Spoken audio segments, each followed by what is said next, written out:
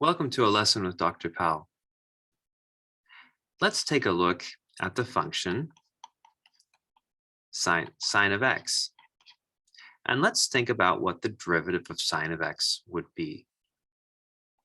Okay, so if we were to take sine of x plus h minus sine of x all over h, this represents a rise over run, and we take a limit of it to get the slope of the tangent line at a position x.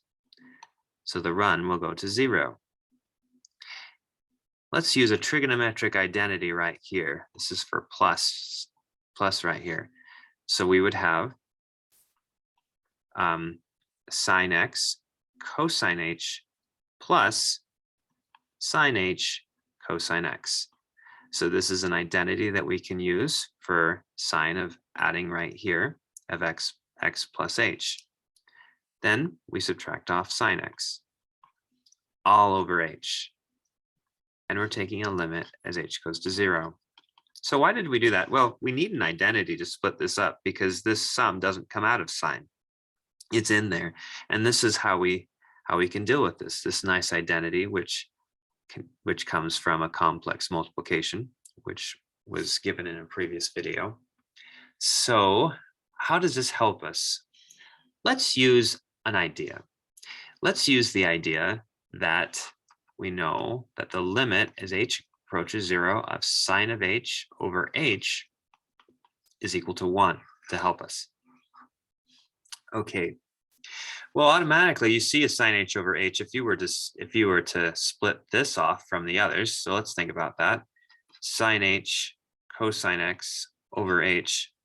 So you unadd the fraction, put this part over here, then you add just the other two just together like this. Sine x cosine h minus sine x all over h. So kind of let me illustrate what's happening here. Well, for starters, just realize if you added these two fractions, same denominator, you would get this. I'm just working backwards here from adding fractions. So having this as a sum of two fractions. This right here is the denominator that appears right here. I take these two guys separately and I add them and put them right here. So that's how I get from here to here. Now, this is nice because a limit goes across a sum, which is a continuous operation. And so when I'm taking a limit, I can take the limit of this part, which goes to 1. So I end up getting cosine x over here. Now I'm just left with this limit. Let's factor out this sine x. Then we end up getting cosine h minus 1 all over h. And we're taking a limit as h approaches 0. Okay, now let's tackle this. In fact, this is just a constant with respect to h. So really the limit is just concerns this part right here. Let's think about that limit for a minute.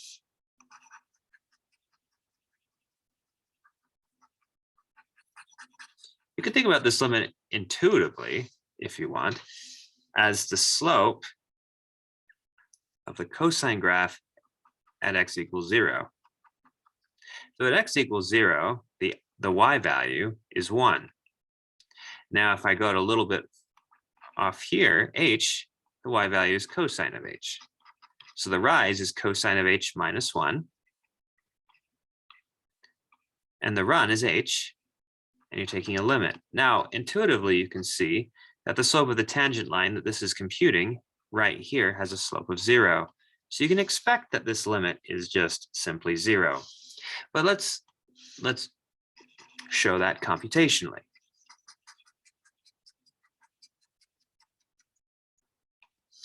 Okay, so what we could do is we could say cosine h minus 1 all over h, and we can multiply top and bottom by cosine h plus 1, cosine h plus 1.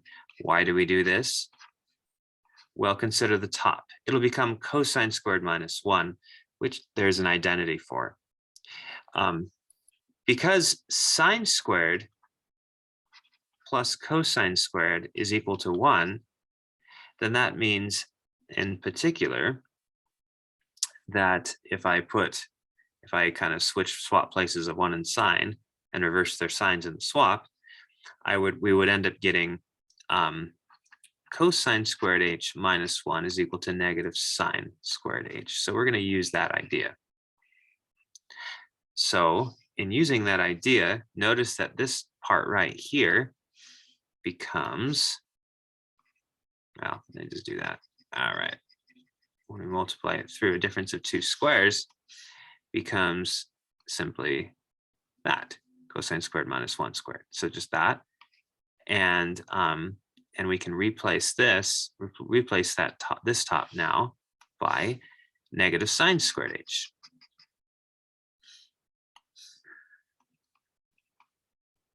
Which you could think of as sine h times sine h if you wanted.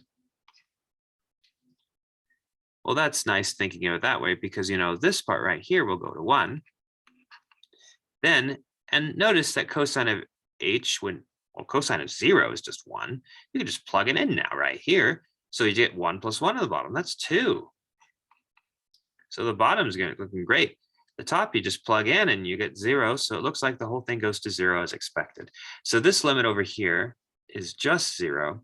And we end up getting cosine x. So that means that the derivative of sine x as a function is simply cosine x. Thanks for watching.